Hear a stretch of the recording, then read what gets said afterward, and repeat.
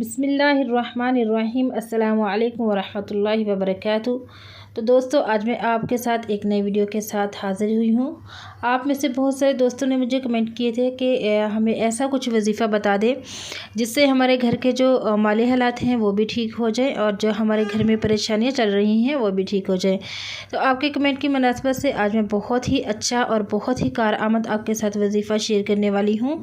تو ویڈیو کو آپ اینڈ تک ضرور دیکھیے گا۔ اگر چینل پر نئے ہیں تو پلیز سبسکرائب کر دیجئے۔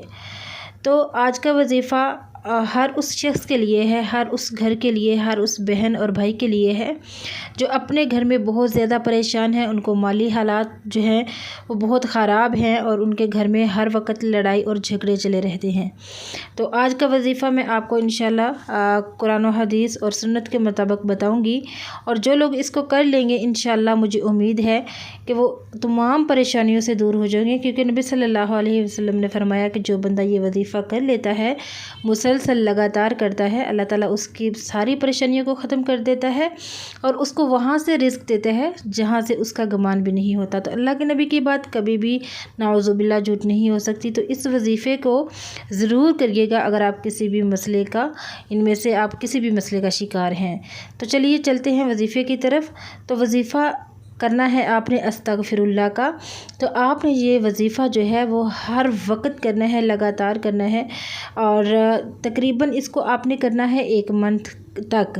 1 مہینے کے بعد جب آپ یہ وظیفہ کر لیں گے تو آپ انشاءاللہ مجھے کمنٹ کر کے ضرور بتائیں گے کہ ہمیں اس کا کتنا فائدہ ہوا ہے۔ تو وظیفہ آپ نے کس طرح کرنا ہے یہ بھی میں آپ کو بتاتے چلوں۔ سب سے پہلے آپ نے فجر کی نماز جو ہے وہ پڑھنی ہے ٹائم پہ، سورج اگنے سے پہلے، تاکہ آپ کو وظیفہ کرنے کا ٹائم مل جائے۔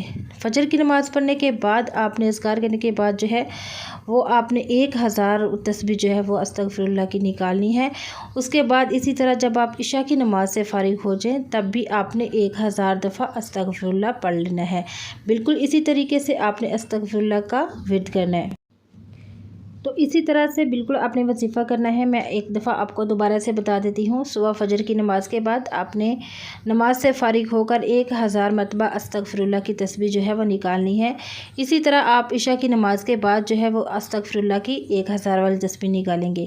تو 1 مہینہ مسلسل آپ نے یہ بلا ناغہ جو ہے عمل کرنا ہے، لیکن اس کے ساتھ جو سب سے زیادہ اور ضروری چیز ہے وہ نماز ہے۔ نماز کو آپ نے اسکپ نہیں کرنا، 5 وقت کی نماز اور اس کے ساتھ یہ استغفر اللہ کی تسبیح۔ اگر آپ مہینہ یہ وظیفہ کر لیں گے تو انشاءاللہ 101% میں یقین کے ساتھ کہہ سکتی ہوں کہ آپ جس بھی پریشانی کا شکار ہیں اس کو ذہن میں رکھ کے، اگر آپ مالی پریشانی کا شکار ہیں تب بھی، اور اگر آپ کے پاس اولاد نہیں ہے تب بھی، اگر آپ اور کسی پریشانی میں مبتلا ہیں تب بھی، تو ان ساری پریشانیوں کا حال ایک چھوٹے سے وظیفے میں ہے، لیکن اس کا جو عمل ہے وہ بہت زیادہ اللہ کے ہاں بہت زیادہ افضل ہے، کیونکہ یہ حدیث سے بھی ثابت ہے۔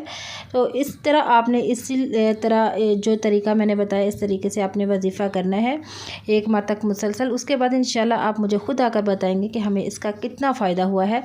تو یہ تھی آج کی ویڈیو میری۔ اگر ویڈیو پسند آئی ہو تو دوسروں کے ساتھ بھی شیئر کر دیں، تاکہ یہ ویڈیو ان لوگوں تک بھی پہنچ سکے جو لوگ کسی پریشانی کا شکار ہیں۔ تو اگر ہماری وجہ سے کسی دوسرے کا بھلا ہوتا ہے تو یہ بھی ہمارے لیے صدقہ جاریہ ہے۔